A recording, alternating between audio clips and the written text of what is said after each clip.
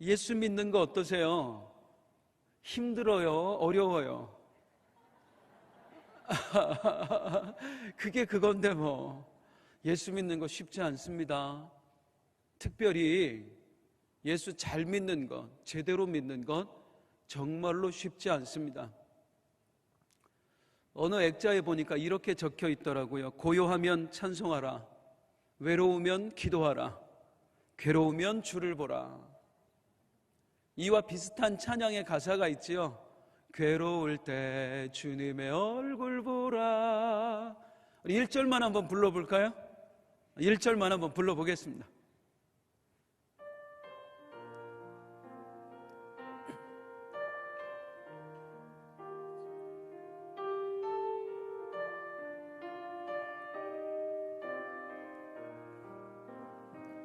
괴로울 때 주님의 얼굴 보라, 평화의 주님 바라보아라.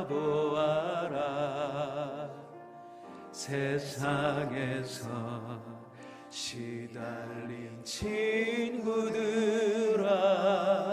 위로의 주님 바라보아라.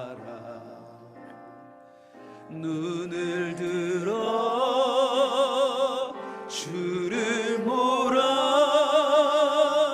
내 모든 염려 주께 맡겨라. 슬플 때에 주님의 얼굴 보라, 사랑의 주님 안식 주리라. 할렐루야. 아쉬우시죠? 이따 끝나고 한번 더 부를 거예요. 정말 이렇게 살고 싶어요.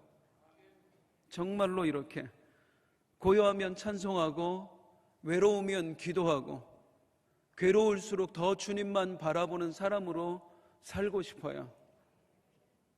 그런데 그게 정말 쉽지 않습니다. 2주 전에 성지순례 다녀와서 제가 이 강단에서 전해드렸던 말씀이 있습니다. 세상이 감당할 수 없는 사람들, 성지순례에서 그들의 흔적을 보고 왔어요. 그리고 떨리는 가슴을 부여안고 여기서 말씀을 전해드렸었습니다. 그때 설명드렸던 곳들에 대해서 잠깐만 다시 한번 사진과 함께 보여드리고 한 번 더 잠깐 설명을 드려보도록 하겠습니다. 절대 잊을 수 없는 곳이 있습니다. 파묵갈레라는 곳인데요. 먼저 사진을 한 장 볼게요. 너무 이쁘죠? 여기에요. 여기를 저희가 갔다 왔다니까요. 세계적인 휴양지, 온천입니다. 저게 다 온천물이에요. 저희가 갔을 때 솔직히 저렇게 이쁘진 않았어요. 저거는 홍보용 사진입니다. 실물로 보면 살짝 실망하는데 그런데도 놀랍습니다. 여기서 조금만 걸어 올라가면 이곳이 나옵니다. 그 다음 사진이요. 여기가 클레오파트라가 온천욕을 했던 온천장입니다. 수영장. 저희는 여기는 못 가봤어요. 겉에서만 봤어요. 저런 데가 있어서 우린 다 못 봤어요. 그런데 로마 시대에는 로마 사람들, 귀족들이 여기 와서 아까 그곳에서 온천하고 여기서 수영하고 했다는 겁니다. 그리고 바로 여기서 나오면 어디가 나오냐면 그 다음 사진이요. 이 원형 경기장이 나옵니다. 지금도 놀랍죠. 저걸 어떻게 대리석으로 다 지었는지요. 약 15,000명이 수용됩니다. 그 온천욕을 하고 여기서 공연 보고 그렇게 즐기는 거예요. 중요한 건 저 원형 경기장 맨 중간에 보이는 바로 저 무대입니다. 저 무대에서 벌어졌던 공연 중에 하나가 우리 그리스도인들을 잡아다가 사자와 함께 풀어놓는 거였어요. 저기서 우리 그리스도인들을 사자가 찢어 죽이는 모습을 보면서 로마 사람들이 깔깔대고 웃었던 현장이 바로 저것입니다. 그게 파묵갈레입니다. 또 잊을 수 없는 것을 잠깐 한 군데 더 보여드릴게요. 바로 갑바도기아입니다. 그 다음 사진이에요. 저거 사진 보셨지요? TV에서. 정말로 에드벌룬이 저렇게 떠 있는데요. 우리는 못 탔어요. 우린 저거 보러 간 거 아니거든요. 에드벌룬 말고 그 뒤에 보면 암석들로 된 암석들이 보이죠? 막 기괴하게 생긴. 가까이 보겠습니다. 사진을 한 장 더 보겠습니다. 그 암석들에 저렇게 구멍이 뚫려 있습니다. 저게 집이에요.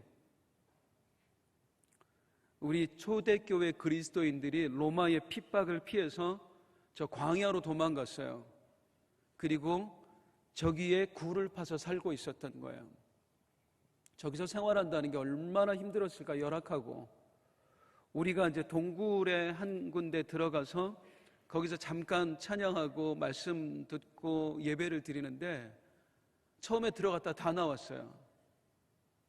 이 동물들의 그 분비물 때문에 그 냄새가 나서 견딜 수가 없습니다. 얼마나 역겨운지. 그 당시에는 동물들의 분비물뿐만 아니라 사람들이 쏟아낸 것들도 동굴 천지였을 거 아니에요. 얼마나 냄새가 났을까. 저런 곳에서 믿음 지키겠다고 평생 사는 거예요. 마지막 한 장의 사진을 더 보여드리겠습니다. 여기 이제 지하 12층까지 파고 들어가는 거예요. 아까 거기서도 이제 더 이상 살 수가 없었어요. 거기까지 핍박이 미치니까 또 도망가서 이제는 지하로 파고 들어간 거예요. 이 지하로 파고 들어가고 해서 뭐 지금이야 우리들이 관광객들이 들어갈 수 있도록 저렇게 불을 켜놨겠습니다마는 그 당시에는 불이 없었죠. 그냥 깜깜한 암흑에서 살았다고 생각하시면 됩니다. 지하 8층에 예배당이 있더라고요. 지하 8층에. 자, 사자의 밥이 되면서 또 광야로까지 도망가서 평생을 동굴 속에서, 평생을 지하에서, 그 캄캄한 곳에서 살아야 했던 사람들, 왜 그렇게 살았죠? 믿음 지키려고요. 믿음 지키려고. 예수님 안 믿을 거예요. 부인하는 한마디만 했다면 저들은 저기서 벗어나서 얼마든지 평탄한 삶을 살 수 있었습니다. 내 자식 학교도 보낼 수 있었고요, 직장도 다니게 할 수 있었고요, 우리 자식 좋은 사람 만나서 결혼해서 안락하게 살아갈 수 있도록 할 수 있었어요. 얼마든지 그게 가능했어요. 그런데도 저들은요, 오직 믿음 하나 지키겠다고 사자의 밥이 되기를 주저하지 않았습니다. 평생을 이 지하에서 썩어가면서도 저들은 끝내 믿음을 포기하지 않았습니다. 그런 저들을 성경이 어떻게 표현하느냐? 히브리서 11장 38절 같이 시작. 이런 사람은 세상이 감당하지 못하느니라. 그들이 광야와 산과 동굴과 토굴에 유리하였느니라. 세상이 감당할 수 없는 사람들이었어요. 세상의 시각으로는 왜 저렇게 사는지 도저히 이해할 수 없는 사람들이었어요. 세상의 그 어떤 것들로도, 어떤 핍박으로도 잠재울 수 없는 그 믿음을 소유한 사람들이었어요. 그런데 우리를 안내해 주시던 가이드 목사님께서 저곳을 떠날 때에 이런 말씀을 해 주셨어요. 사실 그 당시에 모든 사람이 믿음을 지켰던 것은 아닙니다. 사실은 많은 사람들이 이 열악한 환경을 견디지 못해서 예수를 떠났습니다. 하지만 이 환경을 보노라면, 이 열악한 환경을 직접 눈으로 보노라면 그들에게 절대로 손가락질할 수 없습니다. 맞아요. 똑같은 상황 속에서 어쩔 수 없이 떠올리게 되는 단어는 이거였어요. 나라면 과연 여기서 평생을 살 수 있었을까? 나라면 과연 내 자식을 여기서 죽을 때까지 살아가게 할 수 있었을까? 나라면 이 핍박을 견뎌내고 끝까지 믿음으로 승리하는 자일 수 있었을까? 자신 없더라고요. 솔직히 나는요, 여러분, 솔직히 우리는요, 이 사람들보다 훨씬 더 안락한 삶을 살고 있습니다. 그들이 당했던 고난에 비교하면 우리가 지금 당하고 있는 고난은 우스울 정도입니다. 그런데도 우리는 그들보다 훨씬 더 평안한 삶을 살고 있으면서도 이 삶을 만족하지 못해서 우리 주님을 원망하는 사람들입니다. 이 삶이 힘들다고 왜 나를 이 고난 중에 그냥 두시냐고 우리가 주님께 원망했던 적이 한두 번이냐는 말입니다. 성경은 우리에게 분명히 말씀하고 있어요. 로마서 8장 17절 함께 읽겠습니다. 시작. 자녀이면 또한 상속자 곧 하나님의 상속자요 그리스도와 함께한 상속자니 우리가 그와 함께 영광을 받기 위하여 고난도 함께 받아야 할 것이니라. 하나님의 상속자 된 사람은, 구원의 은혜를 입은 사람은 우리 주님이 받으신 영광을 함께 받기 위하여서 그분이 받으신 고난을 받는 게 당연하다. 그리스도인들에게 고난이 찾아오는 것은 당연하다. 그렇게 말씀하고 있어요. 맞습니다, 여러분. 그리스도인에게 고난이 찾아오는 것은 당연합니다. 다시 말씀드립니다. 당연합니다. 왜요? 두 가지만 생각해 볼게요. 하나, 사탄이 우리를 그냥 두겠습니까? 우리가 끝까지 구원받는 자로 남도록 사탄이 그냥 두겠느냐고요. 성경은 분명히 말씀하고 있어요. 사탄은 택하신 백성이라도 미혹하기 위해서 발악을 한다고 얘기를 하고 있어요. 우리를 믿음의 대열에서 이탈시키기 위해서 사탄은 끊임없이 우리에게 고난을 가져다 주는 거예요. 환난으로 공격을 하고요, 죄로 유혹을 하고요, 그리고 사람으로 인해서 우리에게 상처받게 해서 어떻게 해서든지 우리로 그 고난을 견디지 못해서 믿음을 버리게 하고 교회에서 떠나가게 만드는 건 이게 사탄의 공작입니다. 그 사탄이 있는 한 그리스도인들에게 고난이 없을 수가 없는 거예요. 또 하나, 왜 우리에게 그리스도인들에게 고난이 없을 수가 없나? 우리 하나님이 가만히 계시지 않기 때문입니다. 왜 하나님이 가만히 계시지 않는가? 사탄의 공격으로부터 나를 지켜내시려면 하나님이 나를 어떻게 하셔야 돼요? 단련하셔야 돼요. 이기는 힘을 갖도록, 믿음을 갖도록 하나님이 나를 단련하셔야 돼요. 믿음을 키워야 이겨내죠. 마음을 키워야 사람의 공격을 이겨내죠. 경험이 있어야 이겨내죠. 다시 말씀드리면 이긴다는 게 그냥 되지 않잖아요. 사탄이 주는 물질의 시험에서 이겨내려면 어떻게 해야 돼요? 물질의 고난으로 단련이 돼야 이겨내는 것입니다. 그래서 하나님께서 우리에게 물질의 고난을 허락하시는 거예요. 사탄이 우리를 사람으로 시험에서 넘어뜨리게 합니다. 넘어뜨리려 합니다. 그 사람으로 인한 시험에서 우리가 이겨내려면, 하나님께서 이기는 자 되게 하려면 사람을 통한 아픔을 겪게 하셔야 되는 거예요. 그렇게 나를 단련하시고 훈련하셔야 내가 믿는 자라도, 택한 백성이라도 유혹하는 그 사단의 시험에서 승리할 수가 있습니다. 그래서 사탄 때문에, 그 사단으로부터 이기는 자 되게 하려는 우리 하나님 때문에 그리스도인의 삶에서는 고난이 멈출 수가 없는 거예요. 중요한 것은 우리가 이기는 자 되어야 된다는 것. 다시 말씀드립니다. 우리에게는 고난이 끊이질 않습니다. 당연한 겁니다. 그래서 성경은 또한 뭐라고 이야기하냐면 베드로전서 4장 12절 13절 같이 한번 읽어보죠. 시작. 사랑하는 자들아, 너희를 연단하려고 오는 불시험을 이상한 일 당하는 것 같이 이상히 여기지 말고 오히려 너희가 그리스도의 고난에 참여하는 것으로 즐거워하라. 이는 그의 영광을 나타내실 때에 너희로 즐거워하고 기뻐하게 하시고. 그리스도인에게 시험이 오는 것, 연단이 오는 것은 당연한 거다. 안 오는 게 이상한 거다. 왜 나한테 시험이 올까요? 왜 나한테 이런 어려움이 올까요? 그렇게 생각하는 게 오히려 더 이상한 거다. 그러면서 뭐라고 얘기해요? 오히려 기뻐해라. 고난이 오면 왜 고난이 왔지 이상하게 생각하지 말고 기뻐해라. 이 고난을 견뎌내면 마침내 너희가 하나님의 영광에 이를 것이다. 그날을 보면 기뻐해라. 사랑하는 여러분, 중요한 건 이제 우리 그리스도인의 삶에 끊임없이 연단이 있을 수밖에 없고 환난이 있을 수밖에 없다면 정말 중요한 건 뭐겠어요? 선택의 여지 없습니다. 우리는 이기는 자가 되어야 됩니다. 피할 수 없다면 이겨야 됩니다. 그럼 중요한 건 어떻게 이기느냐가 중요한 거 아니겠어요?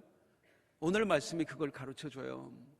히브리서 11장 오늘 본문인데요, 히브리서 11장에 별명이 있습니다. 소위 믿음장입니다. 이 믿음장에서는 우리에게 무엇을 알려줄까요? 믿음이란 무엇이다, 믿음의 정의를 내려주지 않습니다. 이 믿음장은 누구를 위한 책이냐면 믿음이 흔들리는 사람들이에요.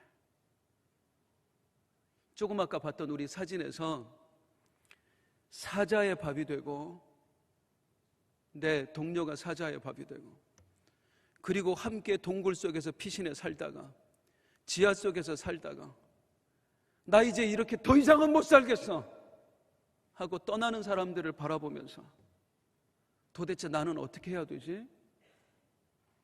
내가 계속 이대로 이 모양 이 꼴로 살아야 되는 건가? 우리 주님 언제 오시지? 나도 그냥 저 사람들처럼 그냥 밖으로 나갈까? 이렇게 힘든데, 나는 힘들어도 좋지만 내 자식까지 그렇게 살게 할 수는 없는데 그냥 나갈까? 이렇게 흔들리는 사람들이요.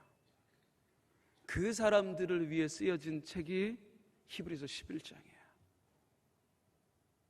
그러니까 오늘이라는 환경에서 만약에 우리가 믿음이 흔들리고 있다면, 고난 가운데 자꾸만 믿음이 약해지고 있다면 오늘 들려지는 이 말씀을 붙드시기를 바랍니다. 우리를 위한 말씀이거든요. 그러면 오늘 이 말씀, 믿음이 흔들리는 사람들을 위해 쓰여진 이 책은 우리에게 무엇을 알려주고 있을까요? 어떻게 우리의 믿음을 붙잡아주고 있을까요? 오늘 세 가지를 말씀드리겠습니다. 믿음이 흔들리는 사람들이 붙잡아야 할 것, 취해야 할 행동이에요. 죄송합니다. 제가 발음이 잘 안 되네요. 발음이 잘 안 돼요. 우리가 믿음이 흔들릴 때 뭘 해야 될까요? 먼저 히브리서 11장 1절을 읽어볼게요. 히브리서 11장 1절입니다. 시작. 믿음은 바라는 것들의 실상이요 보이지 않는 것들의 증거니. 다시 말씀드립니다만 이건 믿음에 대한 정의가 아닙니다. 믿음은 정의 내릴 수 없어요. 그렇게 간단한 문제가 아닙니다. 믿음은 이런 거야 라고 정의 내리는 게 아니라 뭘 말하고 있는 거다? 믿음이 흔들리는 사람들을 위해서 너희 믿음으로 살아야 돼, 끝까지 믿음으로 승리해야 돼, 권면하고 있는 글이다. 그럼 이 1절의 말씀은 우리에게 뭘 알려주는 것일까? 다시 한번 이 1절을 보겠는데요, 두 개의 단어에 주목해 보시기 바랍니다. 한번 따라 하시겠습니다. 바라는 것, 보이지 않는 것. 다시요. 바라는 것, 보이지 않는 것. 이걸 통해서 오늘 히브리서가 우리에게 주는 권면이 있습니다. 너희가 어떤 상황에서도 흔들리지 않는 믿음을 갖길 원한다면 너희가 취해야 할 행동, 첫 번째, 내 믿음의 방향을 점검하라. 다시 따라하겠습니다. 내 믿음의 방향을 점검하라. 아까 따라했던 것 한 번 더 해보실래요? 바라는 것, 보이지 않는 것. 이걸 통해 오늘 히브리서 기자는 우리에게 무엇을 말씀하고 있냐면, 네가 지금까지 무엇을 바라고 믿었는가?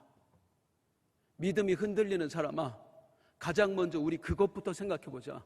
너는 지금까지 무엇을 바라고 믿었느냐? 사랑하는 성도님들, 초대교회의 성도들이, 그 핍박받던 사람들이, 그리고 오늘 이 자리에서 예배하고 있는 우리들, 믿는 우리들이 지금까지 무엇을 바라고 믿어왔습니까? 우리가 이 세상의 것을 바라고 믿었나요? 우리가 눈에 보여지는 것들을 바라고 믿어왔나요? 지금까지? 눈에 보여지는 것을 얻기 위해서 우리가 그토록 인내해 왔습니까? 그토록 하나님께 헌신해 왔습니까? 아니에요. 우리가 주님을 믿었던 이유, 우리가 지금까지 믿음으로 살기 위해서 쳤던 이유는 눈에 보이는 것이 아니라 보이지 않는 것을 위해서였습니다. 보이지 않는 것, 어떤 것이죠? 영적인 구원이요. 보이지 않는 건 무엇이지요? 장차 우리에게 줄 하나님의 나라요. 우리는 보이지 않는 영적인 구원을 바라고 지금까지 믿었습니다. 우리는 지금까지 왜 인내했어요? 왜 하나님을 위해 헌신했어요? 보이지 않는 하나님의 나라를 붙들기 위해서, 그 나라를 소유한 자 되기 위해서 우리는 지금까지 버텨왔다는 거예요. 그런 우리가 흔들린다면 내 믿음의 방향을 가장 먼저 점검해 봐야 되는 것입니다. 내가 지금 무엇을 바라보고 있는가? 내가 처음 믿었던 이유가 뭐였어요? 안 보이는 걸 보고 믿었단 말이에요. 안 보이는 걸 바라고 믿었단 말이에요. 보이지 않는 구원, 보이지 않는 하나님 나라. 그러면 내가 흔들리고 있다면 나에게서 무엇을 먼저 찾아봐야 돼? 나는 지금 무엇을 보고 있지? 내가 어떤 걸 바라고 믿고 있지? 이 흔들리는 믿음의 사람들을 위해서 히브리서 11장에는 보이지 않는 것을 믿었던 믿음의 선조들의 이야기를 쭉 해줍니다. 그 중에 한 사람이 누구냐면 바로 아브라함입니다. 아브라함의 이야기가 어떻게 전해져? 아브라함이 처음 믿을 때에 하나님의 음성을 듣고 그는 갈 바를 알지 못하고 나아갔다. 아무것도 안 보이는데 보이지 않는 곳을 향해 나아갔다. 믿었다. 그리고 그는 어떻게 살았는가? 평생을 양을 치면서 살았다. 양치기 어떻게 살아요? 한 곳에 정착하며 살지 못합니다. 양치기는 평생 떠돌이로 사는 게 양치기예요. 그 당시에. 그래서 양치기가 그렇게 사람들에게 손가락질 받았던 거예요. 그런데 아브라함이 하나님으로부터 부름을 받고 그 보이지 않는 땅을 향해서 나아갔어요. 그리고 평생 양치기로 떠들면서 내 땅 하나 없이 살았던 사람이 아브라함이에요. 아브라함은 그렇게 안 살아도 되는 사람이었습니다. 그는 데라의 아들이었습니다. 하란 땅에서 아버지가 물려주는 재산 상속받아서 살았으면 얼마든지 떵떵거리면서 안락하게 살 수 있었던 사람이었어요. 그런데 그 아브라함이 하나님이 보여주신 것, 그런데 눈에 보이지 않는 것, 그것을 바라보면서 길을 떠났어요. 그리고 한평생 내 집을 가지지 못하고 떠돌이로 살았어요. 이 이야기를 왜 전하겠어요? 아브라함의 이야기를. 초대교회 성도들이 내 집을 버리고 와서 이 동굴 속에서 살고 있었거든요. 이 지하에서 살고 있었거든요. 그들에게 믿음의 선조의 이야기, 아브라함의 이야기를 하는 거예요. 자기가 얼마든지 안락한 삶을 살 수 있었음에도 불구하고 그 모든 걸 포기하고 오직 믿음을 위해서, 보이지 않는 것을 위해서 떠돌이의 삶을 선택했던 사람, 텐트의 삶을 선택했던 사람, 그게 우리 모두가 존경에 맞지 않는 믿음의 조상 아브라함이었다. 그러면서 그 아브라함의 이야기를 어떻게 하냐면, 아브라함은 무엇을 보고 살았는가? 히브리서 11장 10절이에요. 시작. 이는 그가 하나님의 계획하시고 지으실 터가 있는 성을 바랐습니다. 그는 평생 무엇을 바라보고 살았는가? 안 보이는 것을 바라고 살았다. 안 보이는 것. 이게 초대교회 성도들이 믿었던 이유고 우리가 믿었던 이유입니다. 그리고 지금 믿고 있는 이유입니다. 사랑하는 성도님들, 왜 예수 믿기로 작정하셨어요? 처음에 교회 나오려고 할 때는 물론 병 고치려고 나오시고 또 문제도 해결받으려고도 나오시고 여러 가지 눈에 보이는 것들을 위해서 우리가 나온 것은 사실입니다. 그런데 그렇게 교회에 다니다가 진심으로 내가 예수를 영접한 그때에 이제는 내가 예수님을 위해 살아야지 하고 다짐했던 그때에 무엇을 바라고 하셨어요? 보이지 않는 것입니다.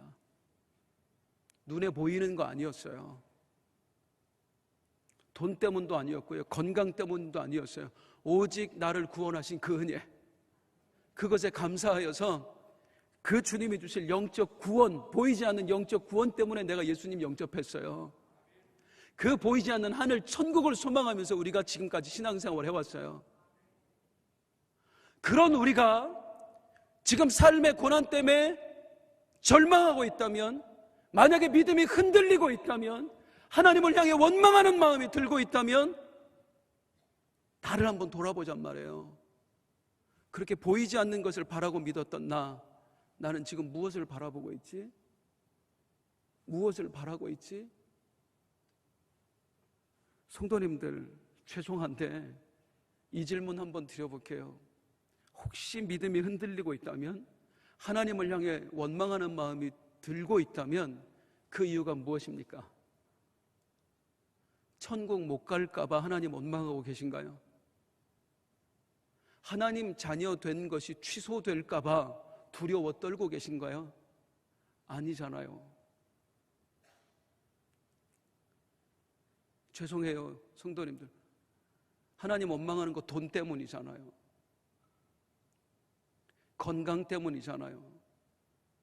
실패한 것 때문이잖아요. 이 세상에서요. 더 출세하지 못한 것 때문이잖아요. 우리는 그것 때문에 그걸 바라고 예수 믿은 거 아니라니까요. 더 부자 되고 싶어서 우리가 예수님 영접하지 않았어요. 우리는요, 이 세상에서 출세하고 싶어서 내가 주님 뜻대로 살게요, 주님께 헌신하며 살게요, 그러지 않았어요. 우리가 주님을 영접했던 이유는, 우리가 하나님을 위해 살기로 결단했던 이유는 보이지 않는 것 때문이었어요.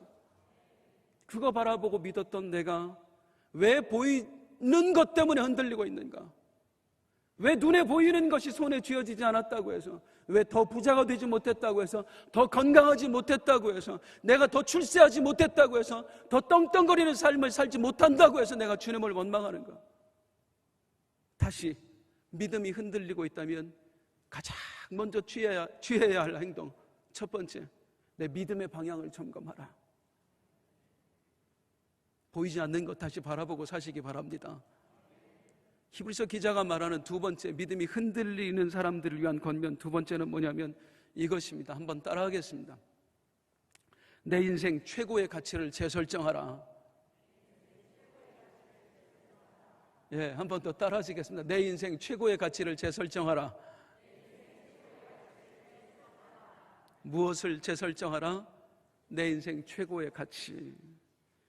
말이 어려운 것 같습니다만은 이거를 쉽게 조금 더 정리해 보겠습니다. 뭐냐면 내 믿음으로 하나님께 받고 싶은 최고의 보상을 재설정하라. 내 믿음을 통해서 하나님께 받고 싶은 최고의 보상 무엇입니까? 사랑하는 성도님들, 성도님들께서는 우리 하나님이 성도님에게 무엇을 주시면 가장 행복하겠어요? 지금 무엇을 주시면? 한 20억만 주시면, 건강 주시면, 내 자식 길만 열어주시면, 더 내가 사람들에게 인정받는 사람 되게 해주시면, 그러면 행복하시겠어요? 1절에서 믿음은 바라는 것들의 실상이요 보이지 않는 것들의 증거니라고 했던 이 히브리서 기자는 2절에 뭐라고 얘기하냐면 이렇게 얘기합니다. 2절 한번 읽겠습니다. 시작. 선진들이 이로써 증거를 얻었느니라. 믿음의 사람 이야기를 쭉 한단 말이에요. 지금 흔들리는 사람들을 위해서 믿음으로 살았던 분들의 이야기를 해요. 그러면서 그 믿음의 선진들이 이로써가 뭐예요? 이로써가 1절에 나오는 그거예요. 보이지 않는 것을 바라고 믿었던 그 믿음으로써 2절에 우리 믿음의 조상들이 보이지 않는 것을 바라고 믿었던 그 믿음으로써 무엇을 얻었느니라? 증거를 얻었느니라. 이 증거가 뭘까요? 우리 성경에는 히브리서 11장의 증거가 다 똑같은 단어로 써 있습니다. 그래서 좀 헷갈립니다. 근데 원어에는 다른 단어로 써져 있어요. 다 같은 단어가 아니에요. 여기서 말하는 증거는 무슨 뜻이냐면 이겁니다. 하나님의 인정입니다. 우리 믿음의 선조들은 보이지 않는 것을 믿는 그 믿음으로써 하나님께 인정받았다. 하나님께 인정받았다. 하나님께 인정받는다는 것, 이게 우리 그리스도인들이 받을 수 있는 최고의 보상입니다. 이게 우리가 기대해야 할 최고의 보상입니다. 하나님의 인정받는다는 거예요. 이 땅에서 아무리 잘 살았어도요, 우리가 하나님 앞에 갔을 때 하나님께 인정 못 받으면 내 인생 정말 허무한 인생 되는 겁니다. 별 볼 일 없는 인생 되는 겁니다. 우리 부모님들 어떠세요? 우리 부모님들이요, 자식이 나를 인정해줘도 막 정말 행복하지 않으세요? 자식이 나를 인정해줘도 참 엄마 아빠 대단하신 것 같아요. 엄마 존경스러워요. 엄마, 나 같으면 엄마처럼 못 살았을 것 같아요. 어떻게 그렇게 사셨어요? 이 얘기 들으면 막 그동안에 막 고생했던 거 한순간에 다 날아가잖아요. 자식이 인정해줘도. 그런데 오늘 본문은 뭐라고 말씀하냐면, 우리의 믿음의 선조들은, 보이지 않는 것을 바라고 믿었던 그 사람들은 하나님께 인정받았다. 하나님께 인정받았다. 그러면서 우리에게 무엇을 물어요? 너는 누구의 인정을 구하는가? 누구의 인정하심을 구하는가? 그러면서 하나님께 인정받은 사람, 믿음의 선조들의 이야기를 하는데 그 중에 한 사람이 아벨입니다. 아벨입니다. 가인과 아벨의 그 아벨이요. 아벨이 어떤 사람이었어요? 하나님께 최고의 예배를 드린 사람이었어요. 그런데 최고의 예배를 하나님께 드린 아벨에게 닥친 일은 무엇이었습니까? 더 부자가 되었나요? 더 건강하게 되었나요? 장수하는 사람이 되었나요? 아벨은 최고의 예배를 드린 것 때문에 살해당했습니다. 자기 형으로부터. 뭐 이런 게 다 있어요. 하나님께 최고의 예배를 드린 결과가 죽음이었어요. 최고의 예배를 드린 사람에게 하나님이 어떤 보상을 해두셨느냐면, 부자 되게 하신 것도 아니에요. 그를 더 건강하게 해주신 거 아니에요. 장수하게 해주신 것도 아니에요. 미움받게 하셨고 죽게 그냥 내버려 두셨어요. 얼마나 허무한 인생이에요. 얼마나 별 볼 일 없는 인생이에요. 도대체 하나님 뭐 하시는 분이지 할 수 있잖아요. 그런데 오늘 성경은 우리가 볼 때, 인간의 눈으로 볼 때 정말 허무해 보이는 아벨, 그 아벨의 삶을 뭐라고 말하냐면 히브리서 11장 4절입니다. 믿음으로 아벨은 가인보다 더 나은 제사를 하나님께 드림으로 의로운 자라 하시는 증거를 얻었느니라. 다시 아까 그 단어로 말씀드리면 의로운 자라 하시는 인정을 받았느니라. 하나님께 인정받았다. 너야말로 의인이다라고 인정받았다. 성경이 말하는 의인은 뭐예요? 천국 갈 수 있는 티켓을 얻었다는 것입니다. 아벨은 이 땅에서 죽었지만 천국으로 직행할 수 있었어요. 하나님께 믿음으로 인정받았거든요. 이 아벨의 이야기를 지금 초대교회 성도들에게 하고 있는 이유가 무엇이겠습니까? 지금 사자밥이 되고 있는 사람들, 그 동굴 속에서 살아가고 있는 사람들, 이 지하에서 한평생 눈도 제대로 뜨지 못하고 살아가고 있는 사람들, 그들이 이 삶을 선택한 이유가 바로 그거였거든요. 하나님을 마음껏 예배하고 싶어서요. 그래서 하나님을 마음껏 예배했는데, 최고의 예배를 정성스럽게 하나님께 드렸는데 결과가 뭐였느냐면 사자밥이 되는 거였어요. 이 동굴에서 한평생 벗어나지 못하는 거였어요. 나도, 내 자식도, 손주도 그 지하 속에서 평생을 살아가는 거였어요. 빛을 보지 못해서 눈이 멀었대요. 그 아이들이 뭐 하다가, 예배하다가 그렇게 되었어요. 그 사람들이 얼마나 절망해요. 하나님께 예배한 결과가 이거야? 그토록 하나님께 매달리고 숨어서 예배하고 기도했던 결과가 이거야? 내가 주일 성수했던 결과가 이거야? 라고 하나님께 원망의 마음이 들지 않겠어요? 믿음이 흔들리지 않았겠어요? 그런 저들에게 히브리서 기자는요, 아니 우리 성령님께서는 이 히브리서 11장의 말씀을 통해 아벨의 이야기를 들려주시는 거예요. 너희 믿음의 선조 아벨이 너희처럼 최고의 예배를 하나님께 드렸다. 그 예배를 드리다가 그는 살해당하고 말았다. 그런데 그거 아니? 그 믿음이 나에게 인정받았다는 거. 나 여호와가 그들을 인정해 줬다는 거. 이걸로 안 되겠니라고 하나님이 물으시는 거예요. 히브리서 11장을 통해서.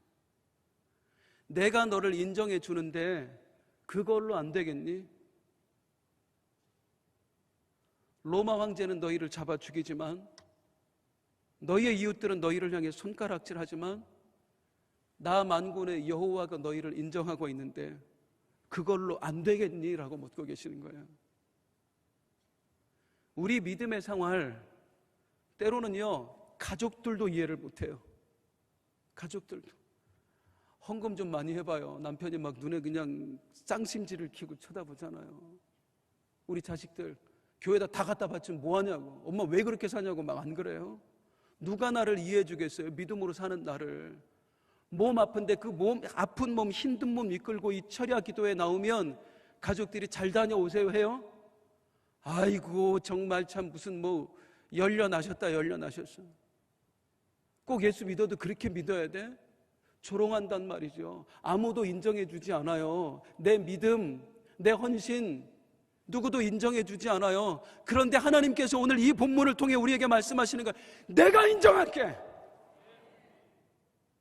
세상 사람들 누가 보기에도, 네 가족들이 보기에도 네가 바보처럼 보일지라도, 어리석은 사람처럼 보일지라도 내 눈에는 네가 의인이다.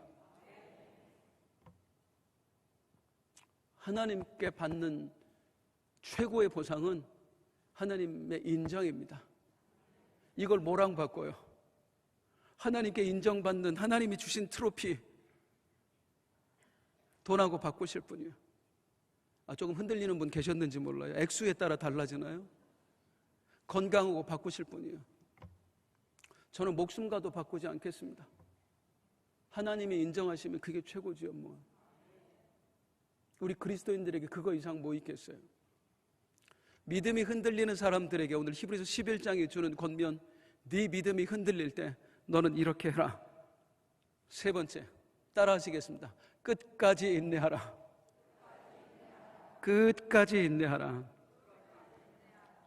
이 히브리서 11장 바로 직전 마지막 히브리서 10장의 마지막 구절은 우리에게 이렇게 말씀합니다. 히브리서 10장 36절 같이 읽습니다. 시작. 너희에게 인내가 필요함은 너희가 하나님의 뜻을 행한 후에 약속하신 것을 받기 위함이라. 너희에게 인내가 필요하다. 인내가 필요하다. 왜 인내가 필요하다고 말할까요?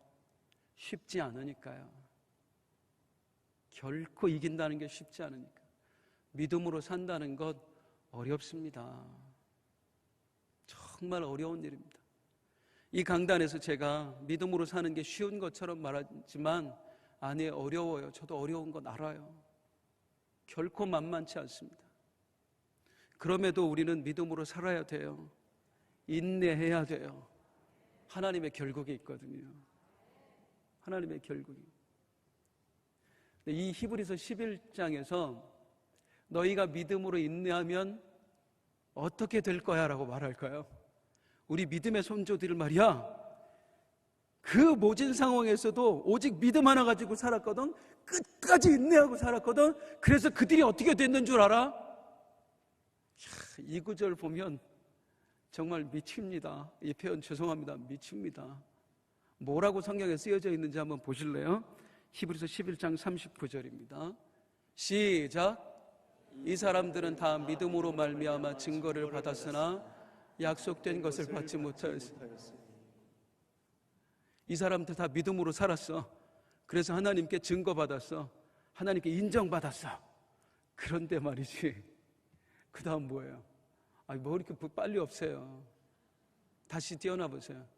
이 사람들 다 믿음으로 살았어. 그 믿음 하나님께 인정받았어.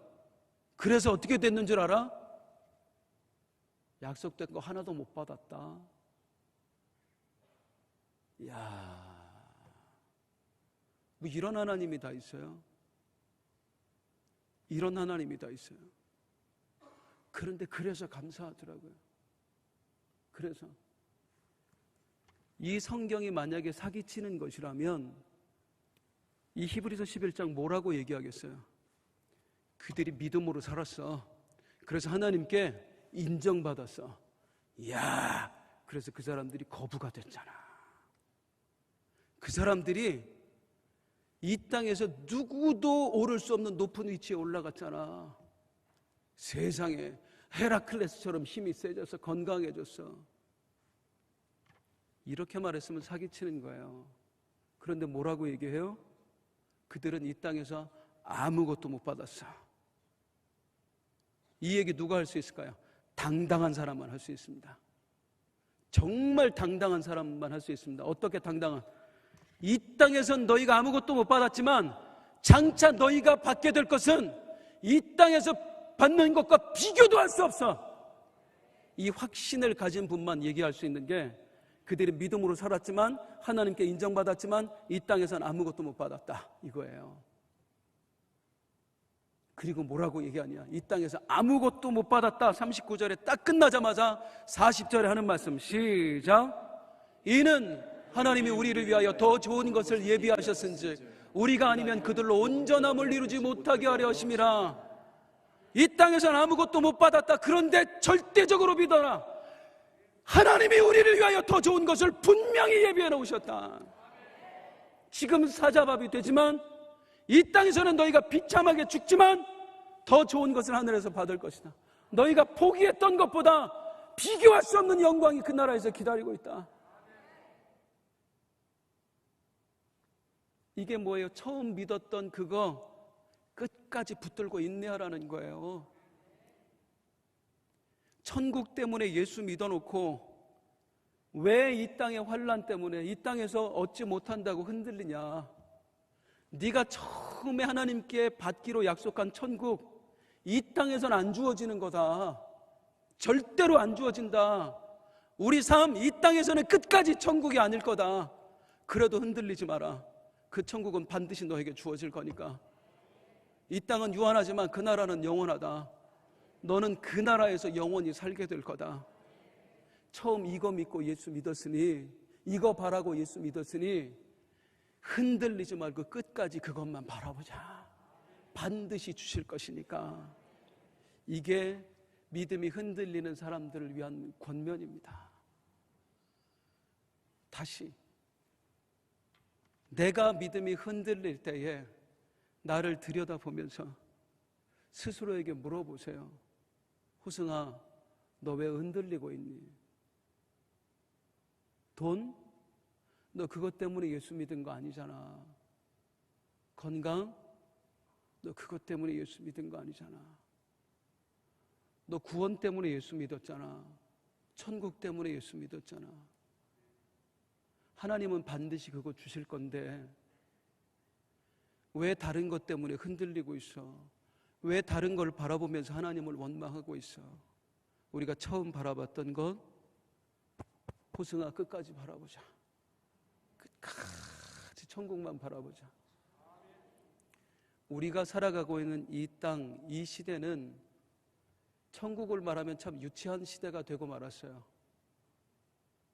아니, 아직도 천국을 말하는 곳이 있어? 이 불행한 시대를 살고 있는 이 현대인들 중에서 저는 안산 빛나교회의 성도 된 것, 안산 빛나교회의 목사 된 것이 너무나 감사합니다. 우리 유재명 담임 목사님을 통해서 35년 동안 천국의 복음 메시지를 들었고요. 지금도 변함없이 세상의 어떤 유혹 가운데서 흔들리지 않고 이 강단에서 천국 복음을 전하고 계시는 우리 유재명 담임 목사님을 이어서 또다시 귀하디 귀한 하나님의 자녀된 여러분들, 우리 성도님들에게 그 천국의 메시지를 자신 있게 전할 수 있다는 게 저는 얼마나 감사하고 얼마나 주님께 고마운지 모르겠습니다. 다시요, 우리 믿은 이유는 그거 하나입니다. 천국입니다. 여기서 흔들리지 마세요. 반드시 주어질 것입니다. 괴로울 때 주님의 얼굴 봅시다. 괴로울 때, 힘들 때 하늘을 바라봅시다. 우리 함께 찬송하겠습니다.